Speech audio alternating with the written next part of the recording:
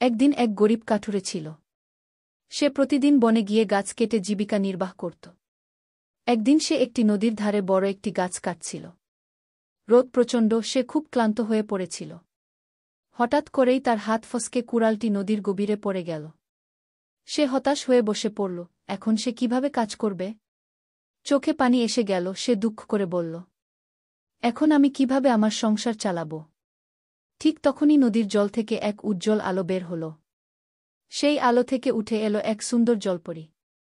তার শরীর জলে ঝলমল করছে, চারদিকে সোনালি আলো ছড়িয়ে পড়েছে। জলপরী কোমল কণ্ঠে বলল, কাঠুরে, তুমি এত দুঃখী কেন? কাঠুরের সব কথা খুলে বলল, আমার একমাত্র কুড়ালটা এই নদীতে পড়ে গেছে গিয়ে।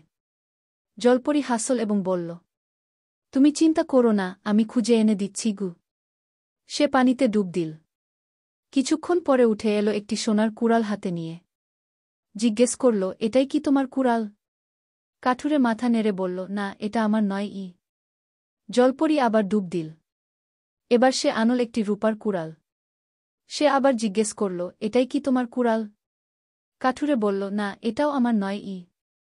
তৃতীয়বার জলপরী ডুব দিল এবং এবার তুলে আনল একটি পুরনো লোহার কুড়াল।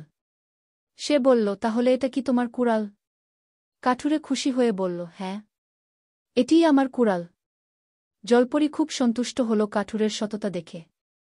সে হাসি মুখে বলল, তোমার সততার পুরস্কার হিসেবে আমি তোমাকে 3টি কুড়ালই দিচ্ছি গে। কাঠুরে অবাক ও আনন্দে ভরে গেল। সে 3টি কুড়াল নিয়েই খুশিমনে বাড়ি ফিরে গেল। তার পরিবারও খুব খুশি।